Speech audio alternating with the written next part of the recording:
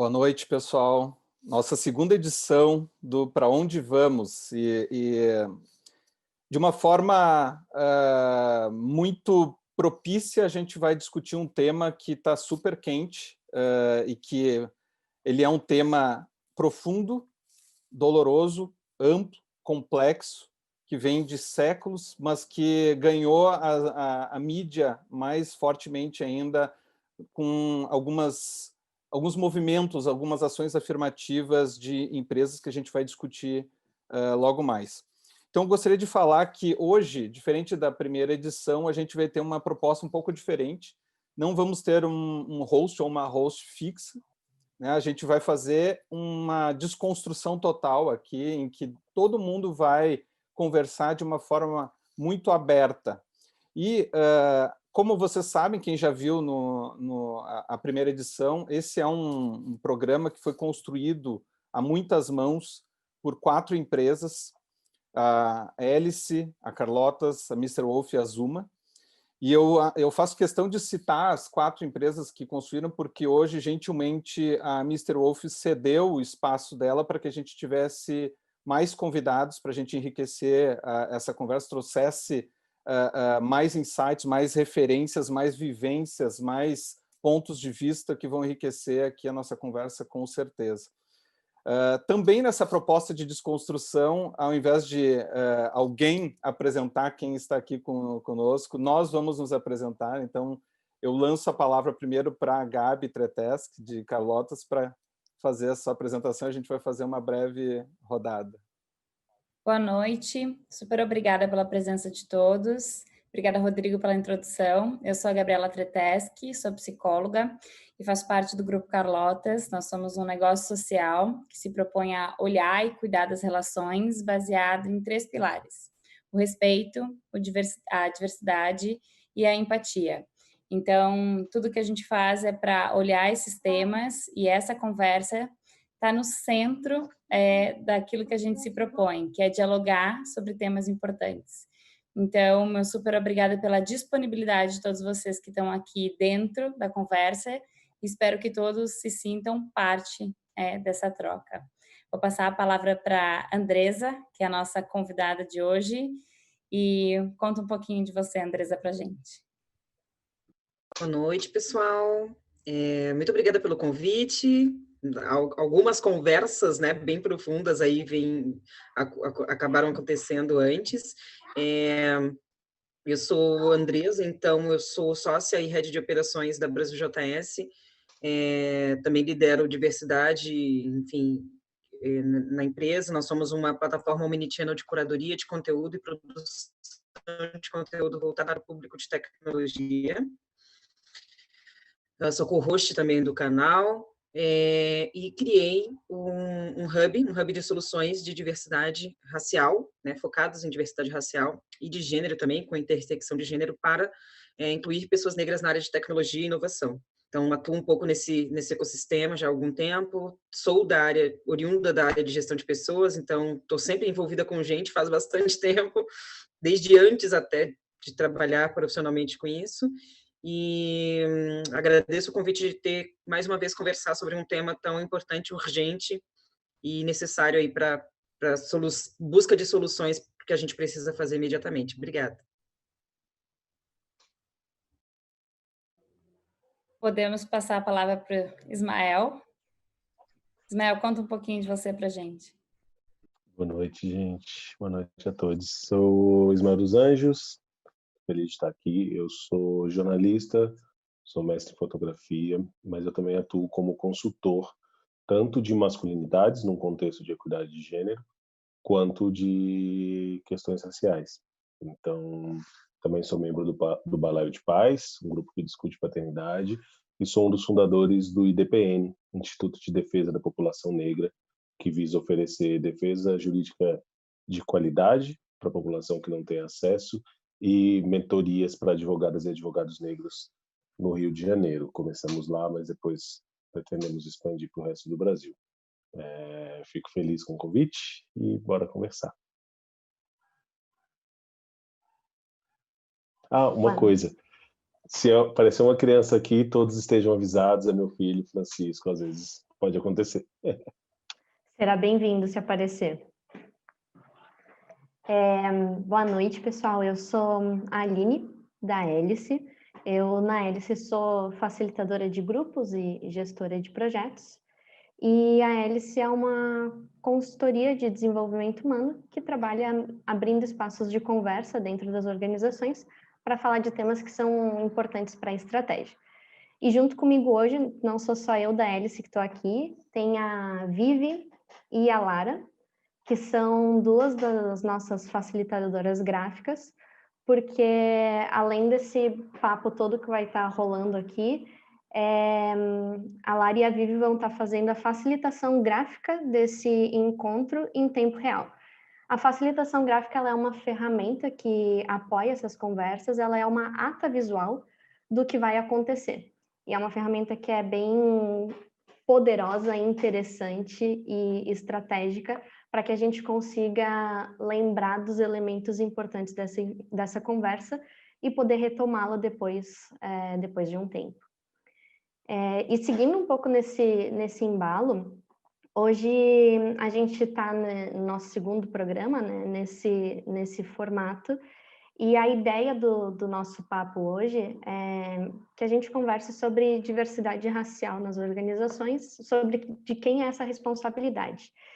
E a gente convidou tanto a Andresa quanto o Ismael hoje para compor o nosso bate-papo, mas também nos lembrando, e já para dar o tom dessa conversa, que a gente não os convidou aqui para nos ensinar nada, né? A gente os convidou aqui para nos ajudar a ampliar o nosso repertório e a nossa visão, partindo desse lugar de que nós somos responsáveis por nos educar sobre o assunto da diversidade racial, que nós somos responsáveis e temos condições de ir atrás dessa informação e criar esse diálogo de uma forma construtiva nos lugares onde a gente frequenta. Então, esse é um pouco do que a gente quer trazer hoje já de tom, né, para o nosso bate-papo, e ele vai acontecer de uma forma bem fluida. A gente hoje não tem host, e vamos seguindo a nossa conversa. Faltou só eu me apresentar, né, pessoal? Meu nome é Rodrigo Trevisan, eu sou da Zuma, que é uma empresa de insights e estratégia. A gente trabalha em inteligência de mercado e branding, mas a gente tem uma atuação bastante forte, que vem de um propósito muito que faz parte do DNA da equipe, dos fundadores, de todo mundo, que é trabalhar com inovação social. E esse propósito nos levou a trabalhar com uma série de pessoas incríveis, e o Ismael é uma delas, né? A gente teve a oportunidade de trabalhar junto no Silêncio dos Homens, e então queria só fazer essa referência e agradecer mais uma vez o convite do Ismael e da Andresa, e lançar essa pergunta reforçando o que a Aline já falou, né? Diversidade racial nas empresas é responsabilidade de quem? Eu queria só fazer um adendo, né, que antes eu falei assim, a gente está com esse tema ainda mais quente, né, porque, para quem não sabe, tanto a Bayer do Brasil como a Magazine Luiza lançaram programas de trainee voltados exclusivamente para negros, e isso é um tipo de ação afirmativa de correção de distorções, mas que também suscitou uma série de discussões e polêmicas, pessoas que levantaram uma bandeira de que isso seria um racismo reverso. Então, eu queria lançar isso como ponto de partida para a gente já começar bem aquecido, né, com uma questão que está mobilizando as pessoas e as conversas todas. Bom, vou partir porque está quente aqui. Essa história ainda me deixa bem mexido. Acho que a primeira coisa é dizer que bom que esses dois programas estão sendo lançados, porque todos os outros costumam só ter brancos, como a gente viu nas mesmas fotos que também correram no Twitter nos últimos dias. É super importante a gente pensar nisso dentro das organizações, porque se a gente continuar procurando nos mesmos lugares, com os mesmos parâmetros, a gente vai continuar achando as mesmas pessoas. Então, é preciso romper com isso. É preciso romper com o que a doutora Cida Bento, chama de pacto narcísico da branquitude. Há uma noção construída socialmente numa sociedade como o Brasil, mas no universo ocidental como um todo, em que brancos se contratam, se premiam, se educam, e esse círculo continua se alimentando. Então, quando uma instituição do tamanho da Magazine Luiza escolhe fazer esse trainee, não só ela está fazendo reparação histórica, mas ela está pensando em futuro.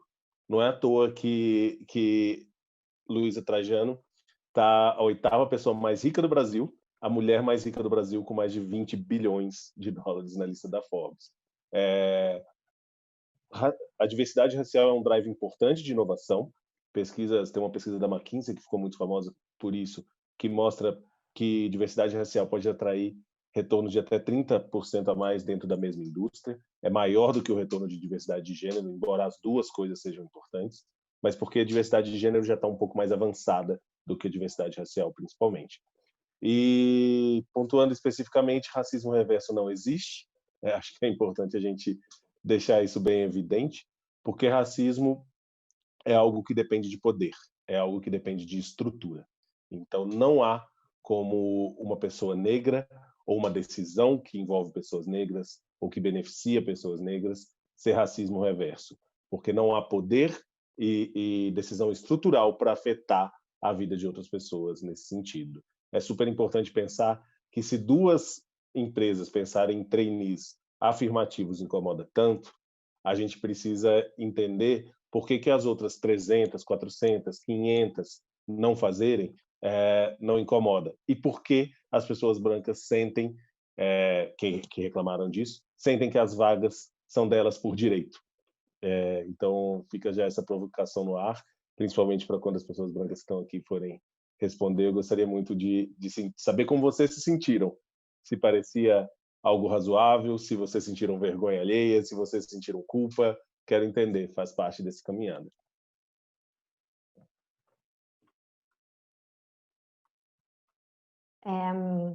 Quando eu vi essa notícia, eu vibrei muito, assim, porque eu acho que é isso, né? É o início, é uma pontinha de um processo de reparação que começa a acontecer.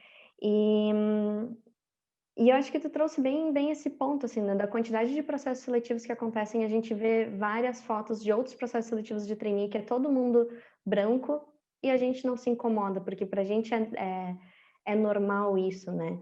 E eu acho que vem também com um fato importante, com um dado importante, que é a gente entende como... Tem uma pesquisa do Data Popular, que ela é de 2014, e ela fala, né, que 92% dos brasileiros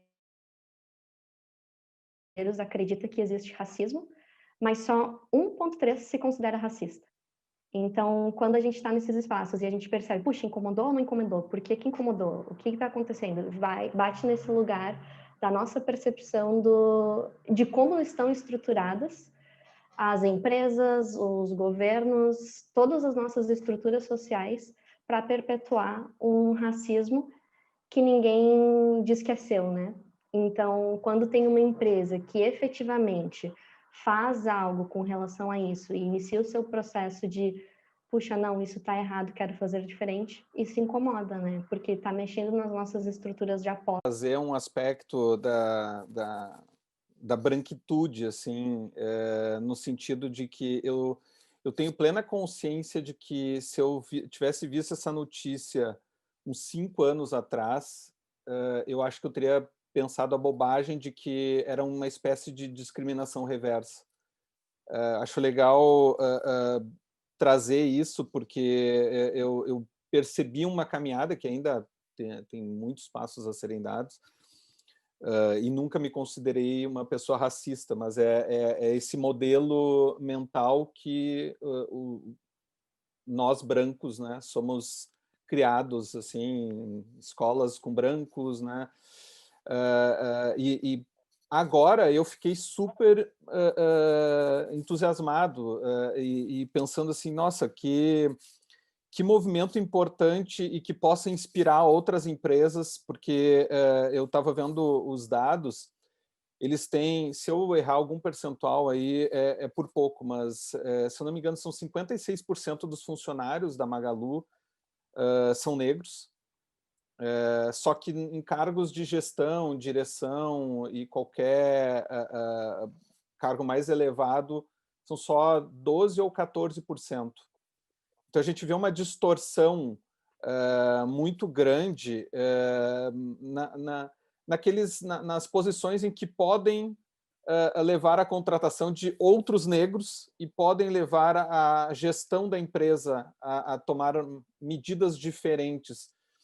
E quando a gente pensa todo esse aspecto que o Ismael trouxe de inovação com diversidade, se torna ainda mais, mais do que uma medida social e de reparação, uma medida inteligente, né?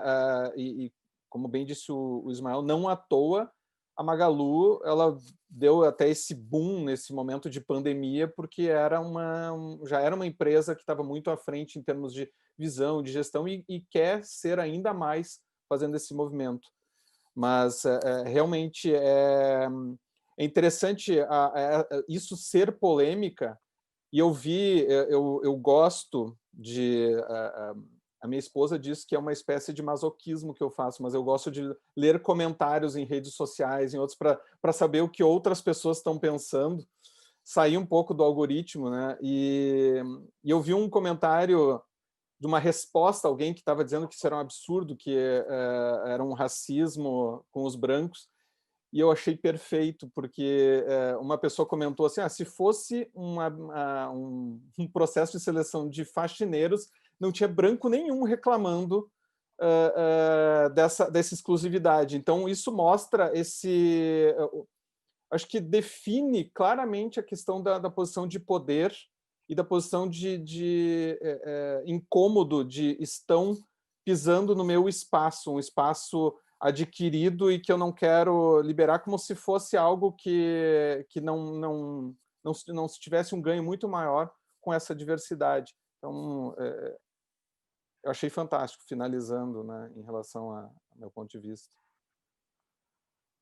Eu acho que um processo interessante que tanto o Ismael quanto a Andresa nos trouxeram, a gente teve algumas conversas prévias, né, individualmente, agora nesse momento a gente está aqui no coletivo, alguns pontos, inclusive, de nomenclaturas, né, a respeito do nosso próprio letramento aí racial, e a gente começa a ter a oportunidade, né, que pena que de forma tão distorcida e que pena com tanta dor envolvida e ainda com tantos movimentos de oposição a algo positivo que está sendo construído, e ao mesmo tempo vem movimentos para a gente dialogar e conversar.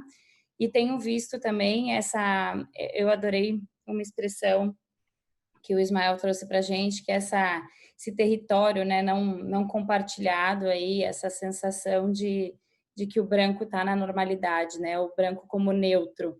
E aí, a partir desses movimentos de oposição, é que a gente começa também a mexer na lente e entender que, opa, só um pouquinho. Se ainda tem pessoas falando sobre racismo reverso, a gente ainda está precisando aprofundar cada vez mais e iniciar o processo de educação, inclusive de nomenclaturas, que eu acho que isso está em voga, e a partir do momento que a gente para estudar o que cada uma dessas nomenclaturas significam, a gente percebe a violência que tem por trás a gente usar as expressões equivocadas.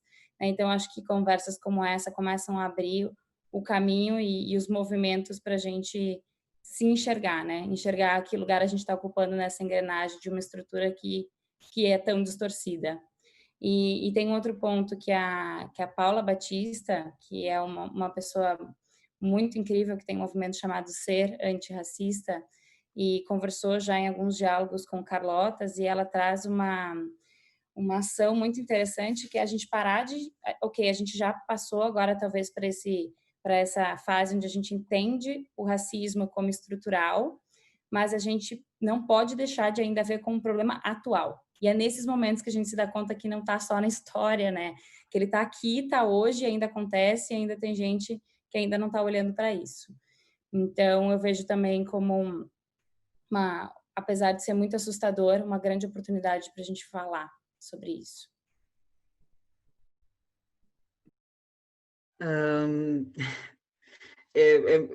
Vocês praticamente encerram quase os debates sobre o assunto, né? Não, brincadeira, não encerra não, porque isso aqui tem pano para manga até dias e dias a gente poderia falar sobre isso.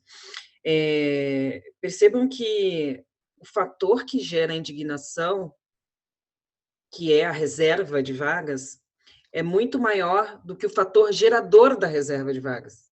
Ou seja, as pessoas se revoltaram porque era um processo seletivo exclusivo, e não pelo motivo pelo qual o processo seletivo é exclusivo. Ninguém se perguntou, mas por quê? Né? Isso é só o retrato mesmo da sociedade, não tem nem sem tirar nem pôr. Se você for olhar todas as discussões, eu também, Rodrigo, acompanho as discussões contrárias, eu saio totalmente da bolha, eu furo totalmente a minha bolha, porque senão você, até faltando diversidade, você precisa ter essa bolha bem furada, porque senão você entra também num revés ali de seus vieses de confirmação vão estar sempre o tempo todo te acompanhando, isso é prejudicial também. Mas claro que sempre que eu posso me poupar, eu me poupo, porque é um horror, né? É bem tóxico. Então, as causas, o que causou a indignação foi muito mais o quê do que o porquê, né? E isso nada mais é do que um retrato do que nós somos, do que nós temos. Sim, é estrutural, sim, 300 anos, 400 anos de exploração, tá, mas e agora? Ok, já encerramos, sim, concordo contigo, Gabriela, encerramos esse debate. A fase de ser estrutural, de acontecer assim, de desigualdades, nós temos todos os indicadores socioeconômicos que já mostraram isso faz bastante tempo, portanto, basta acompanhá-los. Nós já vencemos essa etapa. Em que momento nós vamos dar o passo seguinte? Né? Já entendemos que funciona, já entendemos que somos um país racista, sem racistas, inclusive, né? Eu não sou racista, eu tenho amigos negros, então, né?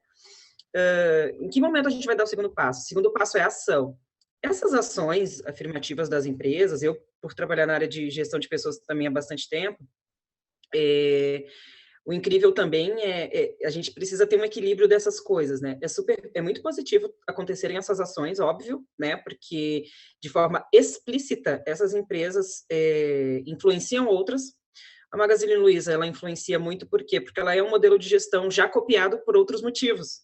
Né? Aleatoriamente, os modelos de gestão dessa empresa já são copiados pelo mercado, de uma forma geral. Modelo de transformação digital, modelo de gestão de pessoas, seus modelos organizacionais de liderança, de alta gestão. Agora, no Covid, ela deu um salto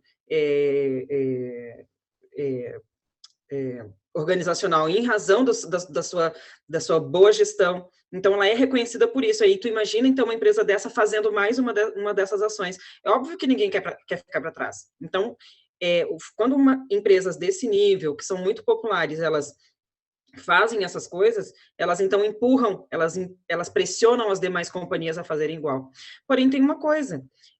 Eles não são os primeiros, e esses não é o primeiro processo seletivo com esse perfil.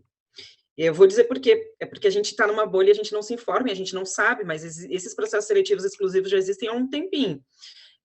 Claro que agora, nesse nível de popularidade, porque a gente está num momento sensível também de falar sobre a pauta, acaba tendo uma exacerbação da comunicação nesse sentido. Então, a gente fica todo mundo muito emocionado.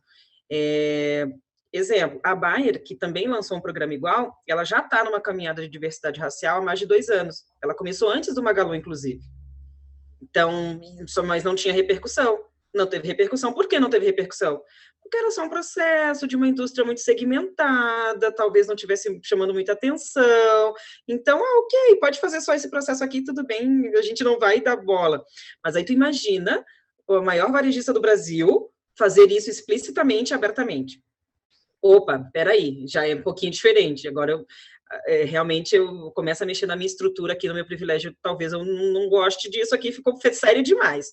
Enquanto estava só um processo ali, estava bom, e agora tá ficando muito sério.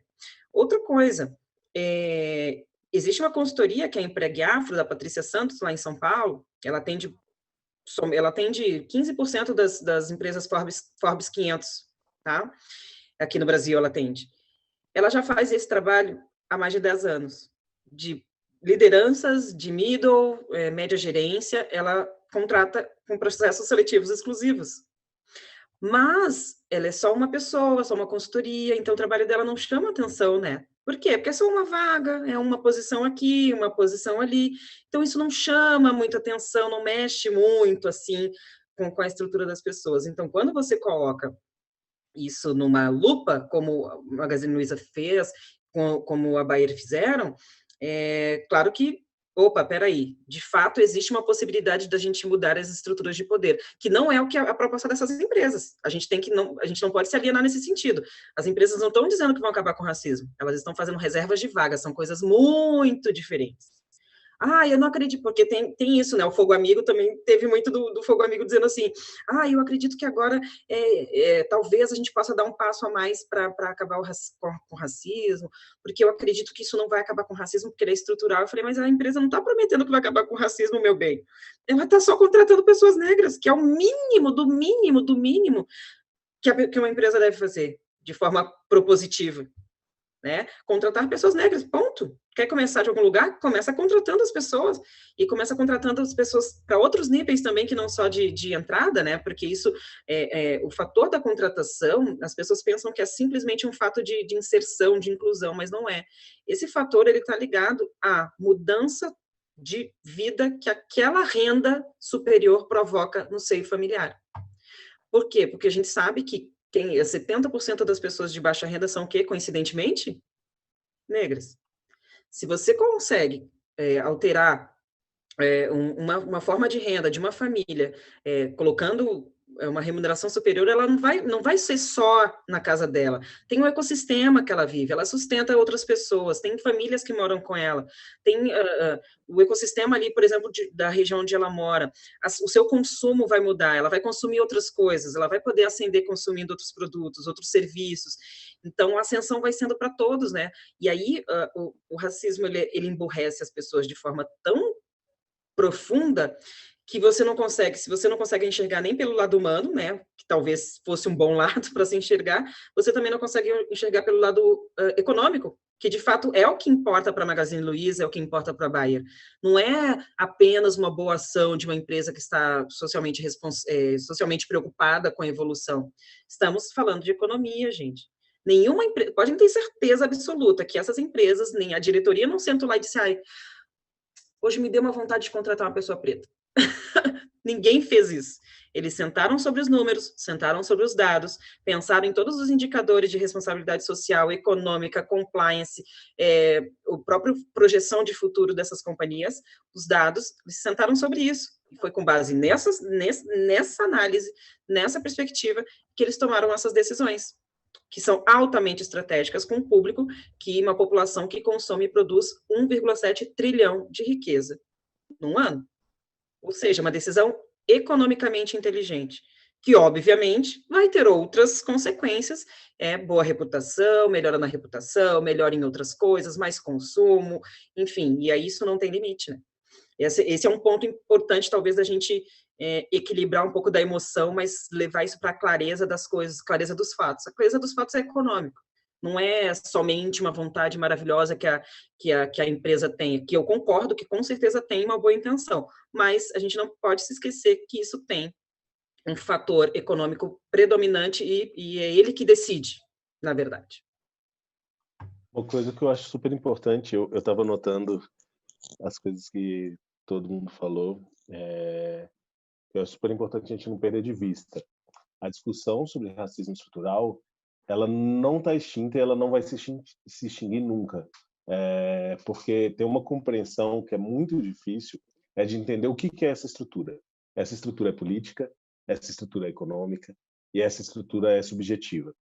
Então, esses campos, enquanto existirem, enquanto eles estiverem construídos em cima dos pilares em que eles estão construídos, essa conversa vai precisar acontecer em paralelo. A gente pode estar evoluindo, mas não tem linha de chegada, não tem a hora que a nossa sociedade vai parar de ser racista e não tem a hora em que a pessoa branca na nossa sociedade vai parar de ser racista. Isso é uma coisa que é muito difícil de ouvir para muita gente. Você é racista, mas talvez seja o primeiro passo de conseguir ouvir essa palavra e entender. Entre os homens já está muito mais aceitável hoje em dia dizer eu sou machista, fui criado assim, estou tentando me desconstruir, estou tentando melhorar. Muitos homens já aceitam essa parte, mas é muito difícil para uma pessoa branca virar e falar, olha, eu sou racista, nem que seja pelo mero entendimento de que, por ser uma pessoa branca nessa sociedade, se beneficia de todas as vantagens que o racismo entrega para uma pessoa branca. Então, você não precisa ser ostensivamente racista, você não precisa cometer injúria racial para se beneficiar disso. Então, eu acho que em alguns círculos a conversa sobre racismo estrutural já está presente, mas não necessariamente o entendimento de tudo o que implica na estrutura. É muito complicado, né? Falar, tá em tudo, o racismo tá em tudo. Tá, mas olha, é isso, tá na contratação, tá em quem você compra, tá em como você enxerga o poder de compra, tá em como você pensa que inovação vai acontecer numa sala com 5 homens brancos formados no mesmo lugar para ter ideias diferentes. Não vai acontecer. Então, tipo, se você vai pensar em inovação, que é uma das palavras que costuma ser, quando eu vou nas empresas, né, todo mundo está falando inovação, inovação, inovação. Uma das principais provocações e mais simples de fazer que eu já ouvi foi justamente, qual é a inovação que você acha que vai ter com 5 homens brancos, cisgêneros, héteros, formados nas mesmas faculdades, com as mesmas vivências? Tem limite para isso.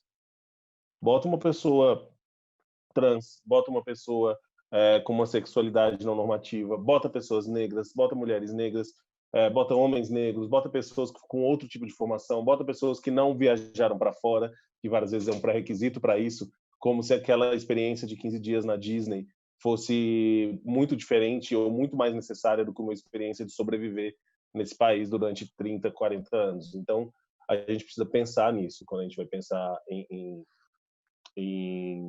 dentro do lugar das empresas.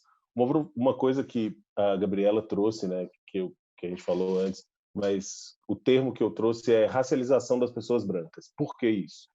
É muito comum que as pessoas brancas se entendam como universais. O negro é o negro, o indígena é o indígena, o asiático é o asiático. Quando a gente pensa nos quadradinhos de diversidade dentro das empresas, está lá o grupo de diversidade de negros, está lá o grupo de diversidade de mulheres, está lá o grupo de diversidade de pessoas com deficiência, está lá o grupo de diversidade de pessoas LGBTQIA+. Quem não está em nenhum grupo de diversidade? O homem branco. Se ele não está em nenhum grupo de diversidade, quer dizer que ele não é diversidade, ele é a norma, ele é o universo, o resto é diferente. Então, o primeiro passo é romper com isso. Vamos criar uma caixinha para as pessoas brancas entenderem que ser branco tem uma série de atributos que vem junto. Então, quando eu olho para uma pessoa branca, eu já sei, olha, que legal, você muito provavelmente conseguiu ter mais oportunidades do que uma pessoa negra que nasceu no mesmo lugar que você.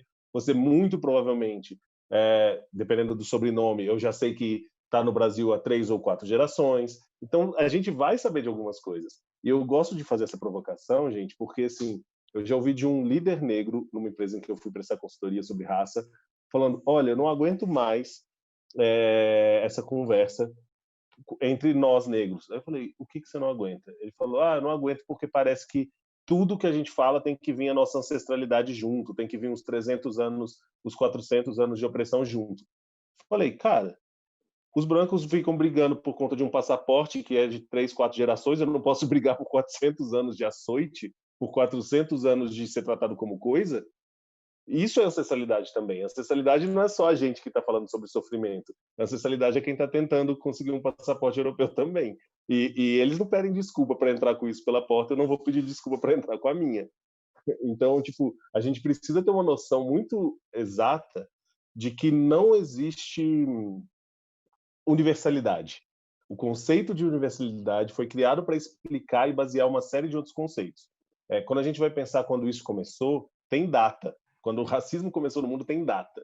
1492, quando a gente descobriu as Américas. Descobriu. Por quê?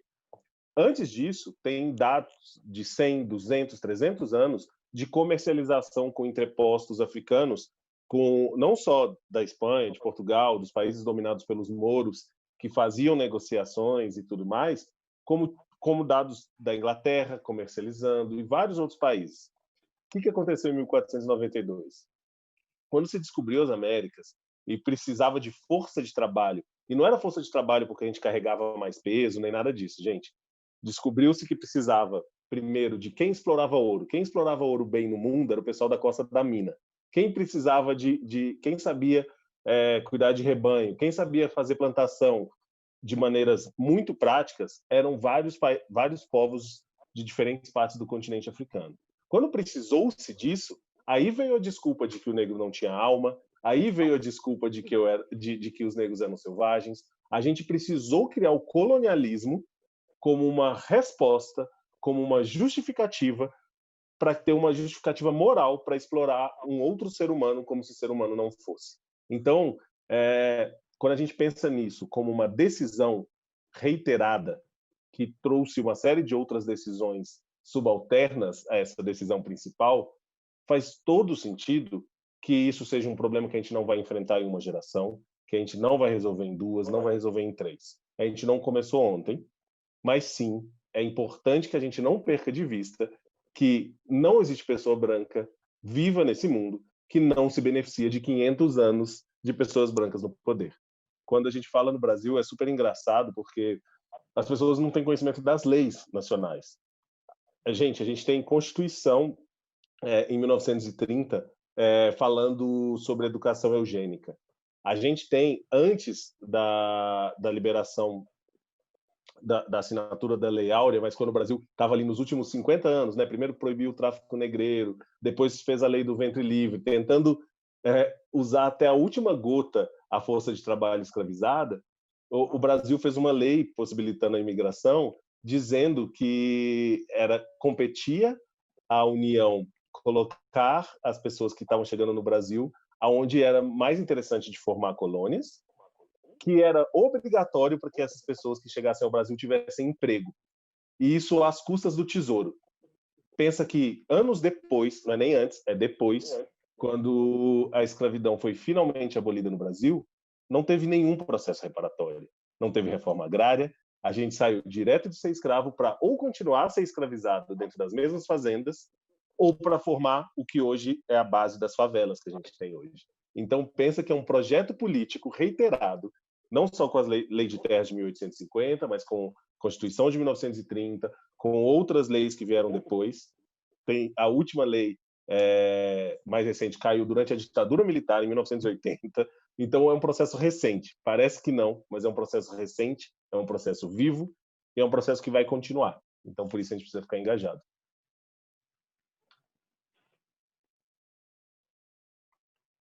A gente quer aproveitar este momento e compartilhar um pouco da... Eu tô travando um pouco porque eu tô com tudo que tu falou aqui na cabeça, mas tem que chamar a facilitação gráfica aqui para mostrar que as meninas estão trabalhando para fazer esse registro tão rico para a gente durante essa conversa. Vivi, tu consegue compartilhar conosco? Eu acho que está na tela, pelo menos eu estou compartilhando aqui. Vamos ver. Legal. Esse é o nosso registro de facilitação gráfica em andamento. Imagino que as meninas estejam aí correndo bastante para conseguir colocar todas essas informações que estão sendo trazidas aqui para facilitação, mas olha, vai ser um material que vai ficar muito interessante, a gente vai compartilhar com todo mundo depois. Obrigada, Vivi. Já peço desculpas antecipadas se eu falei muita coisa muito rápido, tá, gente? Não, mas é por isso que tem um time. Elas estão em duas ali, que é para a gente conseguir fazer o registro. Não, por favor, não pare de trazer informações. Te escutando agora, Ismael, eu fiquei com muito na cabeça algo que tu nos disse na primeira conversa, né, que a gente teve antes de estar aqui, que foi quando tu fez a brincadeira de que os teus amigos falavam para que tu falasse conosco, pessoas brancas, porque tu fala a língua dos brancos, né? E tu consegue conversar, nos fazer entender algumas coisas e ter essa adaptação de linguagem. isso para mim ficou muito forte, né? E vem agora te escutando falar, para mim se relaciona muito fortemente com essa questão de estrutura, porque sim, são abertos processos seletivos específicos para trainees de pessoas pretas, mas eles estão entrando nessa estrutura que está moldada com base em tudo isso que vocês trouxeram agora, né? Com todo esse histórico, com todo esse sistema que ele está posto para oprimir e para que uma classe, uma raça cresça em detrimento de outra. E isso para mim é um ponto que é bem importante dessa conversa, porque quando a gente fala de abrir espaço, também tem a consciência de que não é abrir espaço no nosso espaço, permitir que outros espaços, outras regras, outras estruturas elas sejam criadas e que a gente também se coloque numa pose num lugar de aprender e da gente fazer esse esforço de adaptação. Porque eu não quero ser alguém que vá perpetuar esse lugar. Poxa, não, para você vir falar comigo, você tem que falar desse jeito. Para eu te escutar, você tem que falar desse jeito. É esse exercício também da escuta, de entender escutas que são diferentes das quais eu estou acostumada a acostumar e de também, se precisar de uma adaptação de comunicação, como eu posso fazer isso. E eu acho que isso permeia bastante esse permitir que estruturas diferentes floresçam, né? Eu acho que acho que é muito cômodo na posição de brancos não pensar sobre isso, né? Como vocês falaram, o Ismael e a Andresa, é algo que já está posto, já está normatizado, e eu acho que é uma atitude que ela vale como um racismo, como o Ismael estava dizendo, assim, né, de a gente se definir como racista quando a gente se acomoda nessa posição normatizada. E eu fiquei pensando nessa questão de que isso vai demorar muito, porque tá como se fosse enraizado em toda a estrutura social, justamente porque ninguém sai de uma posição de poder simplesmente porque quer sair. Acorda um dia, como a Andresa falou assim, não teve alguém lá na Magalu que decidiu isso com um intuito simplesmente social, mas sim econômico. Então, acho que esse tipo de conversa que a gente está tendo aqui, esses movimentos que acontecem nas empresas, eles vão, aos pouquinhos, lançando algumas sementes que, de dentro para fora, vão trazer essas transformações, né? Então, se Magazine Luiza lançou esse programa porque quer tornar os processos mais inovadores, é um movimento muito mais estratégico do que social, eu acho que talvez, se a gente for parar para pensar, talvez ele tenha um valor ainda maior, porque significa que já existe uma tomada de consciência da importância estratégica desse tipo de quebra de estrutura anterior. Porque se hoje a gente vê como estratégico ter mais diversidade, da mesma forma seria 10 anos atrás, da mesma forma talvez fosse 20 anos atrás, porque a diversidade ela contribuiria da mesma forma. Só que por que agora a gente consegue falar disso e parece fazer muito mais sentido na sociedade do Brasil? Porque eu acho que já se tem alguns passos dados, ainda que se tenha milhões ainda por dar, né? E agora eu não me lembro se foi a Andresa, se foi o Ismael nas conversas. O pessoal que está vendo o programa assim, deve estar com inveja das conversas que antecederam o programa, porque a gente traz referências, a gente deveria ter gravado e deixar como os extras do DVD essas conversas. Mas de a gente tratar isso quase como alcoolistas, né? Como a gente em diversos momentos trata na questão de gênero, né? Hoje não serei machista, hoje vou tentar não ser machista, hoje vou tentar não ser racista. Mas eu acho que o ponto principal é que isso depende de uma ação. não é algo que se faça passivamente.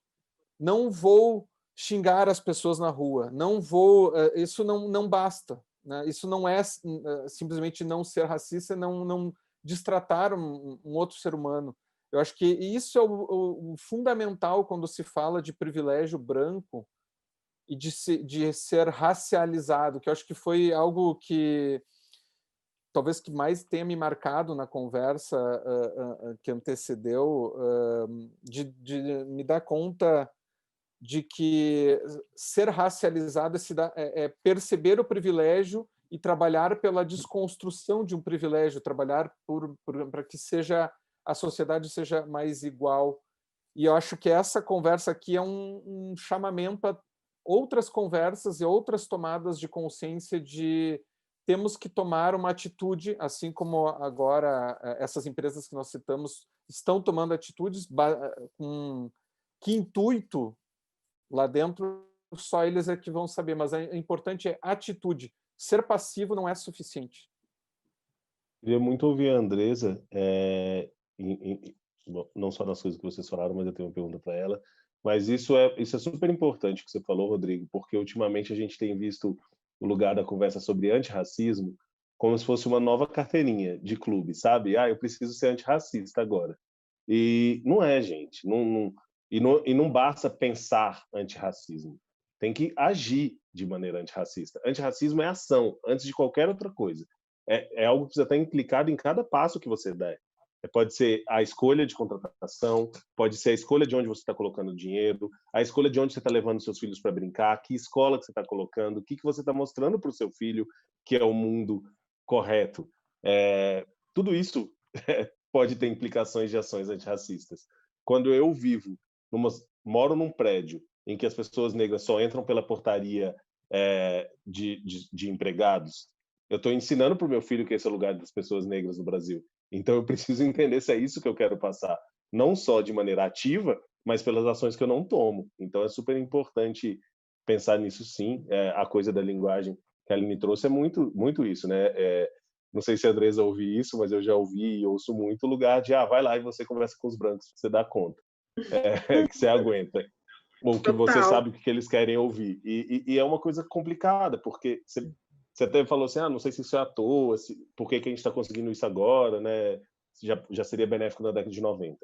Eu acho que um marco importante é a lei de cotas, por exemplo, que está para ser revista em 2022. A gente tem agora mais negros no Brasil que dominam a linguagem dos brancos. E uma vez que a gente consegue entrar nesses lugares, já não dá para silenciar tanto, já não dá para fingir que a gente não está ali, já não dá para fingir que a gente não produz conhecimento, não produz epistemologia. Então, quando a autora de best-sellers mais vendidos no Brasil é uma mulher negra, com uma coleção feita por pessoas negras, não dá para ignorar isso mais.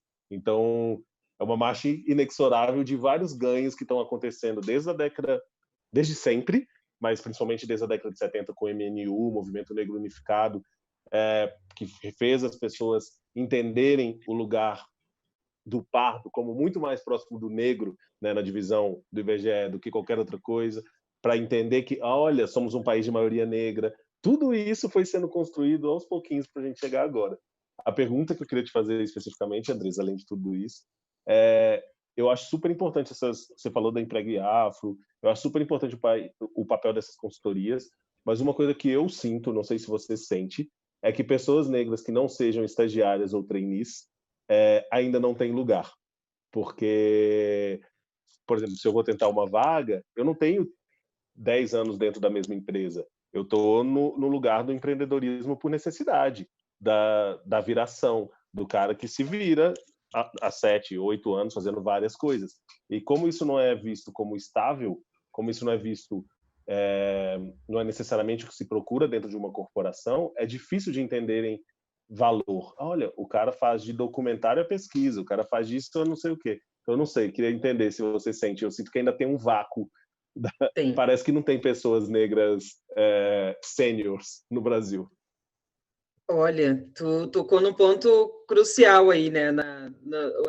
Essa vida de RH me trouxe muitos aprendizados, e esse, inclusive, é um deles. Um dos motivos, inclusive, para eu ter criado o Hub foi exatamente esse, o limbo, Onde é que está o limbo dos profissionais de nível sênior? Que são pessoas que têm essas trajetórias, que construíram várias coisas, que passaram por vários lugares. Muitas vezes, essa própria trajetória de instabilidade está ligada a violências raciais sofridas nos ambientes de trabalho. Então, por que tu saiu da empresa? Não me senti bem. Tá, mas vamos lá, vamos dar uma investigada por que não se sentiu bem. A própria negação da identidade racial, e eu falo isso por para trabalhar nas empresas que eu trabalhei, eu não teria trabalhado nunca com esse cabelo. Faz 3 anos que eu fiz transição capilar, vai fazer 3 anos agora em dezembro. Faz 17 anos que eu trabalho, né, tenho vida profissional ativa, assim. Eu passei 15 anos da minha vida alisando o cabelo, para eu caber nos espaços que eu ocupei. Porque se eu não tivesse o cabelo alisado, ali com chapinha, com progressiva, há 15 anos, eu não teria entrado em determinadas empresas. Eu tenho plena consciência disso, eu tenho certeza. As pessoas que me empregaram têm certeza também, meus colegas, meus pares, todo mundo sabe disso. Não é segredo.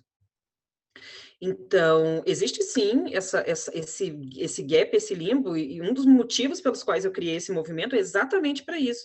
Claro que eu estou com um viés de tecnologia, porque é a área que eu, além de gostar muito, é a área que eu domino, mas eu tenho, isso que tu colocaste é altamente pontual. A maior parte, por exemplo, das pessoas, maior não, porque eu não tenho esse dado em mãos, mas eu tenho certeza aí, por conhecer muitas pessoas, que muitas pessoas dessa área, inclusive de comunicação e inovação, têm essa mesma trajetória de ter trabalhado com várias coisas, não porque elas acharam maravilhoso, eu faço tudo e sou ótimo em tudo, não, é porque foi necessário. Principalmente essa área de comunicação, inovação, tecnologia, que é altamente tóxica, que todo mundo vem da SPM, todo mundo vem lá do núcleo de rádio e TV, todo mundo faz estágio nessas empresas, não tinha gente qualificada, né? Mas com 13 anos de cota, só um pouquinho. Qual é a desculpa que tu vai dar agora? Não tinha formação. Beleza, agora temos. Olha a quantidade, uma quantidade grande. Precisa mais? Claro que a gente ainda vai levar tempo, e a gente sabe disso, né? Quem se ilude achando que, né, a gente vai ter... Mas, assim, 13 anos de cotas, a gente já mudou muita coisa. A gente aumentou muito, e muitas vezes, essa quantidade de pessoas formadas. Então, a desculpa de não ter mão de obra qualificada já cai. Aí agora a gente vai colocando e continua colocando as outras barreiras, o inglês, a formação em instituição de primeira classe, de primeiro nível, de não sei o quê, aí tu vai aumentando o que é aquilo, quando tu tá na chegada sensível para que a gente, enquanto a gente trabalha, faz estágio e estuda, a galera tá lá só estudando, né, tem lá, olha, uma das provas de que isso acontece são as instituições de ensino superior públicas, as universidades públicas, com curso diurno, gente. Pelo amor de Deus, como é que tu me bota um curso diurno? Vou fazer direito de manhã na URGS aqui em Porto Alegre. Eu faço medicina aqui de tarde, pega das 2 às 7, aí no outro dia é das 4 às 8, aí no outro dia das 8 da manhã às 2 da tarde. Não é pra gente, não é. O sistema já é criado para não ser. Então não existe transformação dessa forma. Né? Como é que tu cria um curso diurno? Um curso de uma universidade federal diurno? Para quem? Claro, e isso se reflete na formação, né? Todo mundo sabe que ocupa as universidades federais no Brasil. Todo mundo sabe. Tu vai lá no estacionamento da URGS, vai no estacionamento da USP, vai no estacionamento da UFRJ, vai no estacionamento das públicas aí, você vai ver. Que é isso que tem. Os próprios cursos elitizados, né, considerados elitizados, como medicina, direito, engenharia, inclusive, que são os cursos que têm a maior quantidade de fraudadores de cotas raciais, inclusive, vale fazer esse disclaimer aqui, eu gosto de cutucar essa ferida, né? Os cursos com maior quantidade desses indicadores de fraudadores de cotas raciais são os cursos considerados de elite. Medicina, direito, engenharia, psicologia, isso é uma vergonha para vocês, isso tem que ser uma vergonha para vocês são uma vergonha, fraudador de cota acho que é o pior, consegue ser pior ainda na escala de desenvolvimento social do que outras pessoas que ainda estão em desconstrução, que ainda estão, sabe? Acho que é esse tipo de pessoa que faz esse tipo de coisa que consegue ser um pouquinho pior. Eu fico meio braba porque, assim, isso para mim é o fim da carreira, né? E ainda mais aqui, no Rio Grande do Sul, a gente tem, vocês sabem que o Rio Grande do Sul é um dos campeões brasileiros em fraude de cota racial, né, gente? Eu fico assim, a gente já é 16% da população do estado, e tu ainda campeão, consegue ser campeão em fraude de cota racial, é um troço assim, ó, sem o Schmidt lá querendo ser do Quilombo do Areal, sabe? É complicado. complicado. Eu falo brincando porque é complicado, as pessoas se puxam, né? Mas eu queria colocar também um outro ponto aí, aproveitando, porque são eles que forjam, né, o momento que a gente chegou hoje, é tudo isso.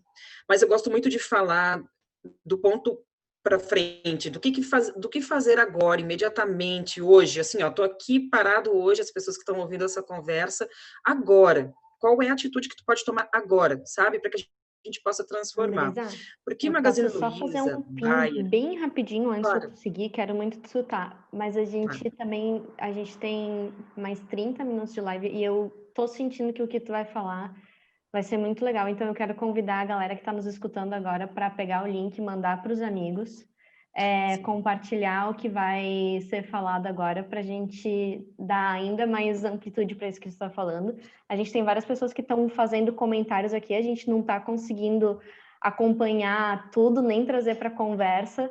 Eu acho que a gente está com uma oportunidade bem grande de daqui a pouco estender esse papo para algum outro momento, mas eu só queria fazer essa pausa para dar esse tempo de chamar a atenção do pessoal, compartilhar para mais gente e te passar a palavra de novo. Desculpa. Obrigada. Desculpa que eu vou falando, vou engatando a primeira e vou, né, minha filha? Porque é quente aqui a coisa. É que, assim, aqui às vezes, sabe por que eu falo isso? Porque como eu vou em muitas empresas, eu faço isso, tipo, hoje eu fiz três reuniões com empresas multinacionais para falar exatamente sobre o que a gente está falando aqui. Claro que para cada um, tu tem um contexto diferente, porque cada companhia está num momento de maturidade específico, e aí você precisa afinar o discurso, assim, né? Tu vai afinando o piano para cada um. Mas a prática, em geral, que eu falo para todas, e assim, para as pessoas de forma coletiva, existem algumas coisas, algumas premissas. Uma, que eu acho hoje, que eu acho que é bem importante, nós somos pessoas pretas, mas nós não somos iguais. Isso é tão, se vocês soubessem a importância de respeitar que nós temos individualidades, nós somos seres também que têm a sua individualidade, isso é tão importante respeitar, sabe por quê? Porque a gente ainda não consegue, não alçou o direito de ser pessoas. Nós só temos direito de ser povo. Nós só temos direito de ser coletivo. Vocês, pretos, vocês, é sempre sobre vocês.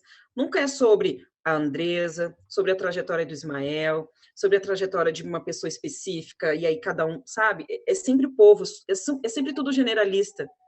É sempre sobre todos.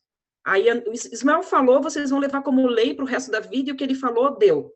Mas o Ismael falou lá e ele é negro, é a opinião dele que vale. Sabe? Então, isso é bem importante. Nos alcem a categoria de pessoas. Nós temos individualidade, nós somos pessoas únicas também. Entre nós temos diferenças, várias, inclusive. O meu conceito e o meu histórico e conhecimento racial é muito diferente da racialização que teve Ismael, por exemplo. Como é muito diferente de pessoas que nasceram e viveram no movimento negro, que é muito diferente. O movimento negro do Rio Grande do Sul é fortíssimo em relação ao restante do Brasil, é pioneiro. Daqui nasceu o 20 de novembro. Oliveira Silveira, foi ele que participou do comitê de lançamento. Isso as pessoas não aprendem na escola. Elas aprendem o 20 de setembro, mas não aprendem sobre o 20 de novembro. Gaúcho, aqui, pesquisador. Agora fiquei na dúvida se ele é gaúcho, mas enfim, ele era pesquisador aqui. Enfim, então, primeiro, nos tratem com individualidade, que é importante também. Esses são 2 pontos de vista, mas tem tantas pessoas negras que têm vários outros pontos de vista que também são importantes de vocês avaliarem, da gente olhar para isso de uma forma mais individualizada. Mas de forma prática, porque também quando a gente fala sobre essas questões raciais e todas essas questões de diversidade, as pessoas têm dificuldade de tangibilizar e acharem que só uma organização tem que ser uma grande, super, ultra, mega transformação altruísta de não sei o que eu tenho que ir lá em Três Coroas, lá no templo, fazer um retiro espiritual para aprender a não ser racista, e não é isso. São práticas cotidianas, né, que conseguem já impactar e ter um impacto muito imediato nas coisas. Você muda o status quo com ação imediata. As empresas, elas vão pressionar em volume, mas a empresa é feita de quê? Das pessoas que trabalham lá. Então, precisa ter um olhar interno sobre como você é como ser humano, porque aí a sua atitude, o seu papel de cidadão mesmo é que vai também impactar o que a sua organização vai fazer, o que a sua companhia vai fazer, o que a sua empresa vai fazer. Se você não tem essas pautas como cidadão, você não vai ter na empresa. Entende? São coisas que vão estar muito coladas. Então, o que eu digo? Para empresas, contratem as pessoas, invistam no seu desenvolvimento, melhorem os seus processos, melhorem a sua recepção para essas pessoas, preparem um ambiente, se não souberem, contratem pessoas que vão poder ajudar vocês nisso, porque isso é muito básico, né? Contratem os produtos, contratem os serviços, consumam o conteúdo, consumam cultura negra, gente. Nós somos pioneiros em várias coisas, não só artístico-culturais, mas tecnológicos também. Consumam conhecimento negro. Tem um conhecimento que está sendo disseminado com mais força agora, que se chama afrofuturismo. Por favor, leiam sobre isso, sobre essa perspectiva de um futuro em que pessoas negras não sejam só morte, indicador, genocídio e pobreza. Nós estamos falando de perspectiva de pessoas que introduziram o conhecimento tecnológico na civilização, né? Então, a gente precisa também ter um olhar sobre essas coisas que não são só esse cenário que nos colocam. Nós temos, sim, uma grande parte das pessoas negras em vulnerabilidade, sim, mas eu, por exemplo, eu falo sobre esse assunto e eu não sou periférica. O máximo que eu fui da periferia foi na casa da minha família, de alguns tios ou tias. Eu não sou periférica, mas eu não posso não ser periférica. Todas as vezes que eu me coloco em algum lugar, alguma fala, eu sou automaticamente colocada no mesmo circuito. Ah, pois é, de onde vocês vieram? De onde vocês vieram? De onde vocês quem?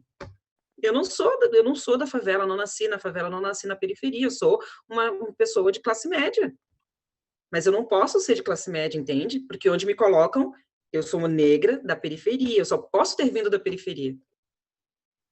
Entendam que essas violências que a gente comete, que são cometidas cotidianamente, né? Eu não me importo também de ser da periferia, não é esse o ponto. É por que eu só consigo ser deste lugar? Por que é só daí, a partir daí, que vale o meu discurso? Eu não tenho um discurso de superação, meu Deus, nossa, eu era pobre, estudei, fui cotista e agora eu sou sócio de uma grande empresa. Eu não tenho essa história triste para contar, desculpa. Não tenho, sabe? E eu conheço muitíssimas pessoas negras que também não têm. Como é que a gente faz com essas pessoas, que é o que o Ismael falou? A gente está no limbo? Né? Eu tenho o direito de ter outras histórias. É por isso que eu digo, a gente tem que aumentar o repertório, só que para aumentar o repertório você tem que consumir essa cultura diferente. Você tem que frequentar os eventos, tu tem que consumir o conteúdo de quem está produzindo livro, música, conhecimento técnico mesmo. Se você vai sempre nas mesmas aulas de marketing ali, das mesmas pessoas, eu vou fazer um curso de, sei lá, de vídeo, tu vai sempre naquelas... É aquilo, a tua bolha está pronta ali, você nem se dá conta disso. Né? Então, participar aí desse aumento de repertório vai fazer 100% de diferença, não só em você, mas no impacto que você também vai começar a gerar. Porque você vai sentir necessidade também de começar a compartilhar essas coisas. A gente tem grupos de mídia de jornalismo negro imensamente famosos que estão produzindo conteúdo incrível, muito melhor que grandes veículos. Temos Alma Preta Jornalismo, temos Ponte Jornalismo, temos Voz das Comunidades, temos Influência Negra, temos blogueiras negras, que são meios de comunicação pretos produzindo um conteúdo de excelência, profissionais de comunicação do mais alto gabarito, e a gente segue consumindo Folha, Isto É, e sei lá mais o que ok, quem quiser consumir, mas eu digo, precisa ampliar esse horizonte, entende? Precisa ter outra narrativa. Exemplos por que a gente precisa fazer isso?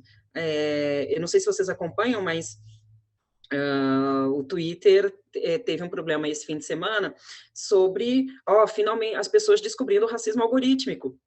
Né, que tem sido pesquisado e falado. Não sei se vocês viram o documentário da Netflix, Dilema das Redes. Quem ainda não assistiu, recomendo que assista, inclusive, mas com calma, assim, né, assistam, eu recomendo muito, porque ele fala um pouco sobre isso, mas acompanhem aí os acontecimentos. E no Twitter, esse fim de semana, descobriram racismo algorítmico. O Twitter criou uma das features, né, uma das ferramentas do Twitter é um posicionamento de fotos, e no posicionamento de fotos eles privilegiam fotos de pessoas brancas do que de pessoas negras. Tem toda uma explicação técnica para isso, mas a explicação técnica basicamente está forjada em racismo algorítmico. Ou seja, quem treinou o sistema para fazê-lo não treinou com uma quantidade grande de modelos negros para que aquilo não acontecesse. E aí teve toda uma discussão técnica a respeito disso, por que não, por que isso, por que aquilo, e aí é importante a gente entender que essas coisas existem. Por que vocês muitas vezes não, por exemplo, o conteúdo de pessoas negras não chegam a vocês? Porque as plataformas não privilegiam. Porque as plataformas são construídas para promover exatamente essa exclusão também. Eu falo dessas coisas porque são outras perspectivas de pesquisa que a gente faz. Um outro exemplo de pequenas violências, de coisas que acontecem. Um comentário rápido, Andresa, que diz respeito a isso. Inclusive, nesses meses em que o mundo e o Brasil descobriu o racismo, vários influencers negros relatam diminuição do engajamento, porque mais pessoas brancas começaram a seguir, mas não comentam, não dão like, não fazem, e isso faz com que as pessoas que já seguiam comecem a receber menos ainda o conteúdo. Ou seja, não basta a gente estar lá absorvendo o conteúdo, é importante que a gente faça a mesma coisa que a gente faz com os outros, consuma e se engaje. É isso. Eu já vou finalizar, só para concluir aqui, das ações do dia a dia. É isso, consumir, se engajar nas plataformas, curtir, comentar, compartilhar, promover, entende? Dar visibilidade para esse conteúdo que às vezes pode não ter alcance, recomendar esse conteúdo, contratar essas pessoas para produzir conteúdo, recomendar para os seus trabalhos. A gente teve uma lista da Forbes que saiu aí há uma semana e meia atrás, com 20 criadores de conteúdo negros. Se vocês forem olhar esse conteúdo, gente, olha, não é? Eu estou te falando como profissional. Tem muita gente superior, muito superior a muita coisa, e eu sou produtora de conteúdo. Eu sou produtora e eu faço curadoria de conteúdo. Então, assim, tem muita coisa muito boa sendo produzida. Então, a gente precisa da boa vontade, de você intencionalmente ir lá na plataforma buscar, intencionalmente ir lá na plataforma procurar. E aí você vai deixar de lado os indicadores negativos de escolaridade, de renda, de mortalidade, de violência, de expectativa de vida, e vai passar a falar de indicadores de conhecimento, comunicação, inovação, empreendedorismo. Tu vai começar a falar sobre outros pontos de vista em que nós também estamos. Né? Um exemplo agora, novembro é o mês, novembro digamos assim, é o Grammy, né? É o Grammy das pessoas negras, é o mês aquele que, enfim, é o Natal, tudo super agitado. E eu, enfim, já fiz uma agenda, já fechei uma agenda, as pessoas já sabem, quem já tem me convidado já sabe que eu não vou fazer falas específicas para pessoas brancas em determinados dias, já fiz as minhas escolhas sobre isso. Mas olha o tamanho da violência que a gente sofre. Teve uma empresa que entrou em contato comigo para fazer um evento no dia 20 de novembro. No dia 20 de novembro. Não podia ser dia 21, nem dia 19. No dia 20. E eu tentei explicar, eu falei, olha, veja bem, no dia 20 é um marcador de luta. Geralmente, as pessoas negras gostariam de estar entre os seus, ou enfim, reunidas em algumas coisas para fazer outras coisas, embora estejam no ativismo, enfim, aí cada um fala por si, essa é a minha posição. Não, ela queria naquele dia que eu estivesse na empresa falando sobre racismo. Né? Eu tenho 15 anos de carreira, eu não sou especialista em racismo, eu sou especialista em gestão de pessoas, tecnologia e inovação. É nisso que eu sou especialista. É essa diferença que precisa ser bem setada, que as pessoas brancas ainda não entenderam. Esse assunto de tratar, de pautar, de falar sobre racismo, é problema de vocês também. Vocês têm que tratar entre vocês. Por isso que o Ismael falou, sim, tem coisas que só vocês vão falar com vocês e só vocês vão ouvir. Às vezes tem aquelas discussões que eu passo longe e digo assim, eu não vou falar. Fala você, de repente ele te ouve. Porque é assim que acontece. Eu faço reuniões comerciais com grandes empresas de todos os portes, e eu fico observando assim, meu Deus, se eu não tivesse o leite, que eu tivesse que trazer leite para casa aqui para minha criança, né, uma criança grande aqui que toma leite, se eu não tivesse que trazer o pão nosso de cada dia, eu teria, sei lá, virado aquela mesa e jogado aquela pessoa pela janela, porque eu não tenho escolha, eu preciso fazer. Né? Então, consumam, façam essas coisas que são práticas do dia a dia. Se vocês sabiam, e aqui só falando para o pessoal do Rio Grande do Sul, que essa bola está picando aí, inclusive, para as cooperativas de crédito, para as empresas do segmento financeiro que estão aqui no Rio Grande do Sul, já vou deixar aqui bem provocado mesmo, nós temos uma das maiores instituições de afroempreendedores do Brasil, aqui no Rio Grande do Sul, com mais de 200 pessoas, profissionais do mais alto gabarito, profissionais, assim, não é só pessoas que fazem brinco, artesanato afro, não, gente. São empresários da área de tecnologia, inovação, contadores, contabilistas, advogados, assim, com empresas sólidas, numa associação de mais de 200 pessoas, e nós não temos um patrocínio master do Banrisul, por exemplo. Estou falando aqui de instituições financeiras, que são instituições que apoiam entidades aleatoriamente por nada. E aí, onde é que está isso, entende? É disso que eu estou falando. Nós temos mais de 200 empreendedores numa rede riquíssima, precisando de apoio, precisando de vários tipos de coisas, e não se tem. Né? Mas eu não conheço. Bom, a gente está mais... essa instituição existe há bastante tempo. Nós estamos há 1 ano fazendo um talk show no Vila Flores, que é um espaço altamente elitizado aqui de Porto Alegre, de cultura. A gente faz um talk show lá há 1 ano. E eu não consigo captar os parceiros para fazer esse projeto, para fazer esse projeto rodar como ele deveria ser. Como ele merece ser, pelo tamanho, pelo volume e pelo profissionalismo que aqueles profissionais têm. Né? Então, é esse tipo de coisa que eu estou falando para vocês. A gente não enxerga nem a praça ali embaixo, como o Ismael falou, que tipo de escola que tu está botando filho, que tipo de comunicação tu está utilizando. Hoje, meu filho estava tendo aula sobre o 20 de setembro, e eu só de olho. Tananã. Indumentária, hino, não sei o que. Peraí. E teve umas 3 aulas sobre isso, e eu não escutei uma fala sobre os lanceiros negros. Ele estudou em escola particular. Eu já mandei um e-mail para a professora e falei, olha só, tu sabe que tem aquela lei lá do ensino afro-brasileiro nas escolas? Cadê? Não vi nada disso, vocês falando nada disso. E o 20 de setembro, também não vi tu falando dos lanceiros negros. Vai falar não? Não vai falar história, não? Eu te ajudo, vamos contar a história real, porque eu quero, meu filho é um homem negro, a expectativa de vida dele é curta. Né? Meu filho vai viver menos que o teu se a gente não fizer nada. Se você não se mover, o meu filho não vai poder viver mais tempo. E o único motivo pelo qual eu faço o que eu faço é por ele. Eu tenho um filho homem preto que tem pressa. Eu não tenho mais tempo de esperar vocês se desconstruírem. Eu não tenho mais tempo de esperar a branquitude olhar para cima e dizer, hoje eu estou desconstruído, não vou mais ser racista. Eu tenho pressa, gente. Eu tenho pressa do meu filho não sofrer na pracinha ali. Né? Eu tenho pressa que meu filho tenha uma empregabilidade garantida. Eu tenho pressa que meu filho não vá no shopping e seja visto como maloqueiro só porque ele é negro.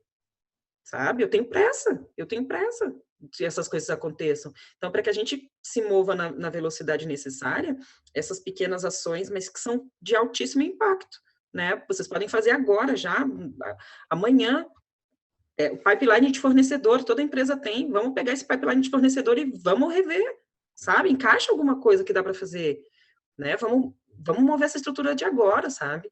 Desculpa que eu me estendi um pouco mais, mas é que esses assuntos ele não é para a gente, se a gente vai tratar, a gente trata mesmo, porque a superficialidade ela já está no status quo, né? Então eu gosto muito de trazer algumas coisas um pouquinho mais, mas desculpa aí o avanço da hora. Só um comentário, Andresa, que trazendo algo que a gente conversou e que você trouxe que quando se fala de racismo, se fala de dor, né? Então, eu acho que essa pressa é uma expressão dessa dor e que eu sempre acreditei que processos empáticos também podem ser transformadores, né? Então, só que às vezes é tão difícil construir empatia quando se fala de raça, né? Eu sinceramente não sei nem o que dizer sobre que caminho seguir, e eu não pretendo perguntar para vocês também, porque não cabe a vocês responderem a um branco como construir isso, mas eu acredito que quando a gente se coloca no lugar e entende o processo, sente um pouco aquela dor, e isso começa a se desconstruir, mas acho que é um processo longo, infelizmente. Mas a gente tem que ter pressa, concordo. Queria trazer um ponto em primeira pessoa, porque acho que a fala de vocês dois traz algo que é, a partir do momento que eu não me reconheço diretamente, unicamente como uma pessoa violenta, ao mesmo tempo vocês me trazem uma lembrança da ingenuidade, e isso é talvez tão perigoso quanto. Porque é fácil se esconder também na ignorância, né? Então, quando a gente se coloca num lugar de ignorante, isso também protege a mim, né? Então, é muito mais fácil dialogar só fazendo perguntas e dizendo, por favor, contem, por favor, falem. E quando vocês trazem uma fala tão estruturada no sentido de densa e profunda, acho que esse é um ótimo ponto, a gente se dá conta que isso é muito ingênuo. E essa ingenuidade causa outras violências associadas, né? Ismael, eu queria, não sei se a gente ainda, acho que a gente ainda tem um ponto, um tempo, né, a cumprir e espaço para isso. Eu fiquei bastante comovida e mexida com alguns dados que você trouxe quando você apresentou alguns movimentos iniciais do IDPN. Você topa contar um pouco para a gente de onde nasceu essa experiência e ao que ela está respondendo e tentando aí cumprir uma função social fundamental? Opa, sim, com prazer. Tem dados, por exemplo, do TJ de São Paulo que mostram que entre os sentenciados por drogas em São Paulo, as pessoas negras, em média, foram apreendidas com 250 gramas de maconha, 247 para ser mais preciso, e as pessoas brancas condenadas por tráfico de drogas com maconha foram presas com 1 quilo 250. Ou seja, precisa de 1 quilo a mais para ser traficante se você for branco. Uma pessoa negra com 250 gramas, menos de 250 gramas já é o suficiente. E isso é ainda maior quando se trata de cocaína ou de outras drogas. Então, a gente precisa conseguir se defender, a gente precisa conseguir se desencarcerar, a gente precisa conseguir se proteger. Então, o IDPN vem nesse lugar e entendendo que não dá para ser um lugar de branco salvador, não dá para a gente esperar que os escritórios brancos, ou os escritórios, né, que são brancos, mas escritórios, façam trabalhos pro bono e falam, hoje eu vou tirar pessoas pretas da cadeia. Isso não vai acontecer, ou se isso vai acontecer em casos de grande audiência midiática, de grande repercussão. O IDPN vem no sentido de juntar as duas pontas. Temos pessoas negras sem oportunidades nos grandes escritórios, que não conseguem se treinar. O direito, como a Andressa disse muito bem, é muitas vezes uma das faculdades mais elitistas, com cursos diurnos, com estágios não remunerados, com coisas que acabam impedindo o acesso das pessoas negras. Então, a gente vai fazer processo de mentoria. A gente tem 4 mentores. Nessa primeira turma são 4 mentorados, mas a gente vai expandindo isso ano a ano. E aí a gente vai ter pessoas negras capacitadas em defesa criminal para desencarcerar pessoas negras, para proteger e tentar romper com esse ciclo. Começa no Rio de Janeiro, que é o estado da federação em que, apesar de ter só 8% da população brasileira, responde por mais de 20% das mortes de pessoas negras pelo estado. Então, a gente entender o que é genocídio da população brasileira na prática, o Rio de Janeiro ilustra bem. Então, tem muita gente que não gosta, né, do nome, da nomenclatura genocídio, porque pela ONU, pelas definições internacionais, divulga a intenção, é uma das coisas que as pessoas dizem, intenção clara de matar pessoas. Eu acho que se esses números não demonstram intenção, se as leis que a gente passa não demonstram intenção, se as políticas que a gente dá força não demonstram intenção, e se o próprio fato que a gente precisou de um homem negro ser morto por policiais nos Estados Unidos para a gente conversar sobre racismo, enquanto homens negros são mortos a cada 23 minutos no Brasil, não demonstram intenção, não sei o que a gente precisa para denominar de genocídio. Então, o IDPN vem nesse lugar. É uma das minhas frentes. Surgiu, inclusive, numa coisa muito vinculada a empresas. Eu estava muito incomodado com esse ambiente de me chamarem para discutir racismo. Aconteceu comigo também, Andressa. Então, eu estava fazendo consultorias de comunicação, de gênero, e de repente, fala sobre raça. Você é negro, você precisa falar sobre raça. Eu topei em alguns casos, eu já tinha algumas consultorias, e aí eu liguei para o Joel, que é esse grande amigo e um jurista muito muito interessante, falei, cara, eu preciso pegar esse dinheiro que está vindo daqui e colocar em outro lugar para a gente. O que eu faço? Então, começou com esse lugar e agora está tomando outra proporção. A gente já está financiado pela Open Society Foundation, a gente está em conversa com outros órgãos, e se tudo der certo, vida longa ao IDPN, porque precisamos.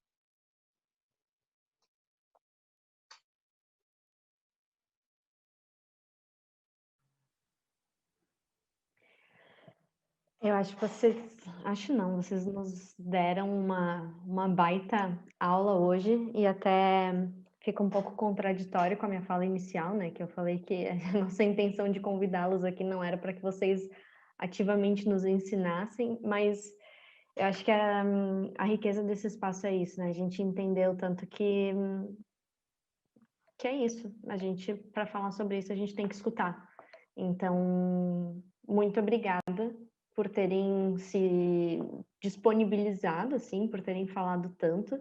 Eu queria ver se as meninas da facilitação gráfica querem compartilhar aqui conosco o apanhado desse tanto de informações que rolou por aqui, para que vocês até possam ver também a quantidade de conteúdo que vocês produzem em 1h30 de papo. Vamos ver se... te chamei no susto, né, Vivi? Desculpa. Tá quase, gente. Peraí.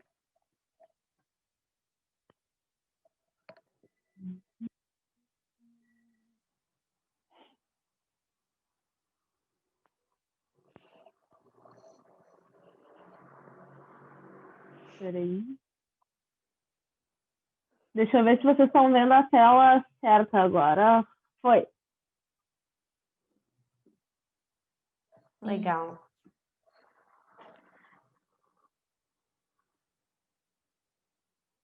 As gurias trabalharam bastante, acho que conseguiram fazer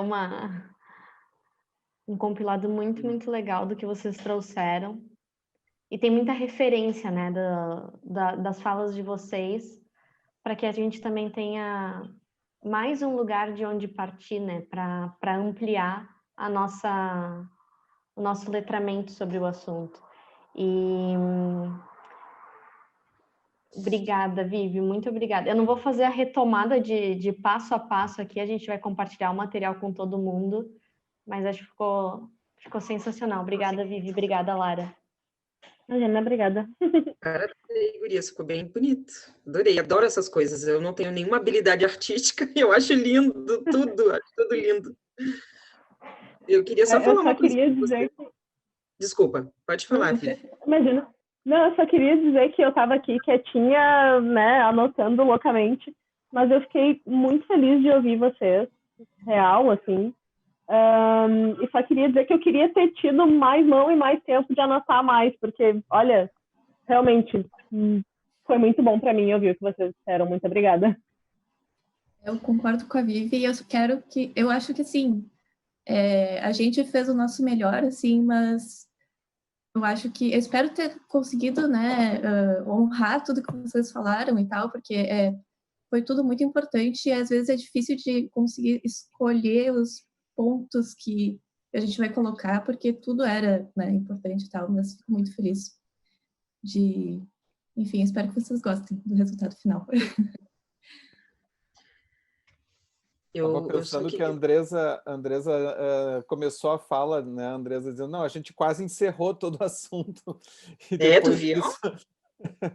Como diz a Gabriela, inocência, né, inocência.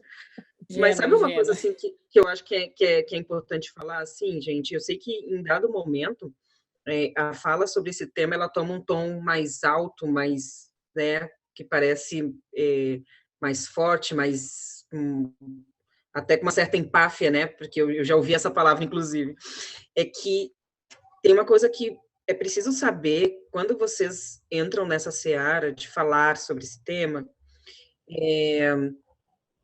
É desconforto. É 100% de desconforto. É 100% de desconforto. Falar sobre diversidade racial é desconforto. Se, ao final dessa conversa, tivesse todo mundo assim, querido, bonito, confortável, tranquilo, e fosse botar a cabeça no travesseiro, não teria funcionado, e não funciona.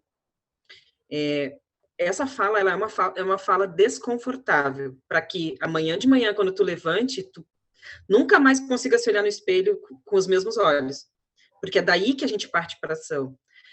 A gente chegou até esse ponto do país, da sociedade, porque a gente se acomodou com o fato de morrer uma pessoa negra a cada 23 minutos. A gente se conformou com esse dado. A gente se conformou com essa situação. E é por isso que a gente está aqui agora, tentando resgatar, né? Tentando fazer alguma coisa, tentando mudar um pouco da situação. Eu só queria falar isso para vocês, porque sempre entra na pecha das pessoas negras agressivas, e aí é importante falar para vocês por que isso acontece. Uma pelo estereótipo mesmo, racista, que acaba acontecendo, mas além de ser um lugar de dor, falar sobre isso é um lugar de desconforto. Tem que causar desconforto. Não pode ser uma coisa cômoda de o Ismael trazer as estatísticas de encarceramento da população negra, e a gente, realmente é difícil. Isso tem que chocar, isso teria que chocar a população. A gente teria que ficar chocado, por exemplo, semana passada, o INSPER, semana passada, foi sexta-feira, quinta, o INSPER fez ali a pesquisa e não sei se vocês viram, eles divulgaram que um homem branco formado ganha 159% a mais do que uma mulher negra formada. Gente, se um dado desse não choca uma sociedade, de fato, sabe? A gente só vai piorando, né? Isso precisa ser chocante. Como que uma pessoa com a mesma qualificação ganha 159% mais que a outra? Mas da onde? Da onde que a gente permite que isso aconteça e não sinta nada, né?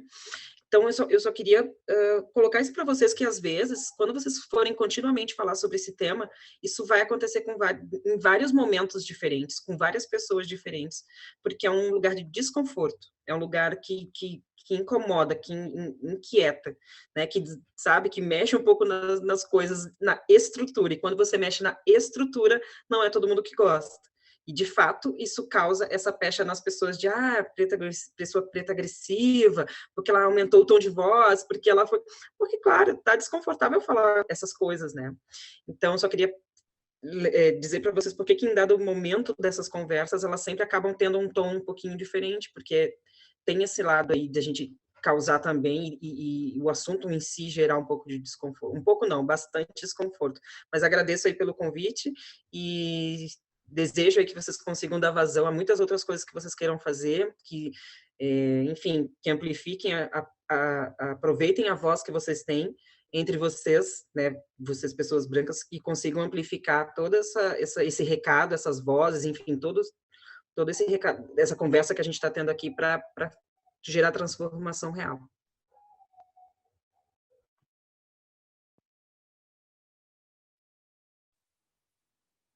Ismael, quer fazer um fechamento da tua participação, cara? Só ia agradecer o convite, mas particularmente a Andresa por ter a chance de conhecê-la e conhecer mais o trabalho dela. Fiquei muito feliz, é sempre bom. Não é simples falar sobre isso para um ambiente de maioria de branquitude, viu, gente? Então, quando a gente não fala isso sozinho, já ajuda bastante. Então, gostei muito da fala de encerramento dela e não tenho nada para acrescentar, só para agradecer. Obrigadão. Muito obrigado por vocês terem topado, né,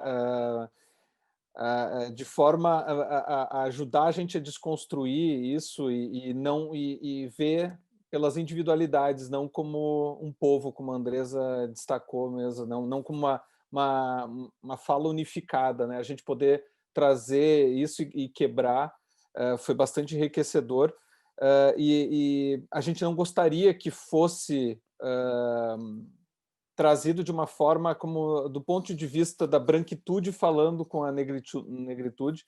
Então, espero que a gente tenha conseguido fazer essa conexão. É um exercício constante, é um processo de aprendizagem constante. Aí agora, falando em primeira pessoa, mas eu acho que é um sentimento compartilhado pelas outras pessoas brancas aqui, a gente poder quebrar isso. Assim. Então, agradeço.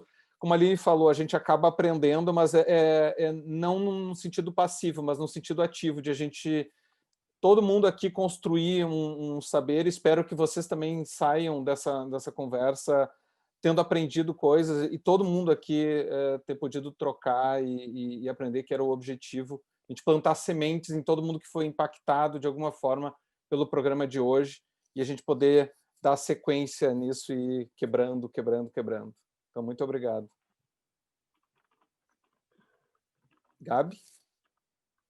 Estendo meus agradecimentos, não quero ficar redundante, em cima da fala que vocês trouxeram agora, acho que teve um comentário, se eu não me engano, foi a Aline Rocha que comentou no YouTube, mas, poxa vida, em 2020 a gente ainda ter que falar sobre, explicar que racismo reverso não existe, desanima.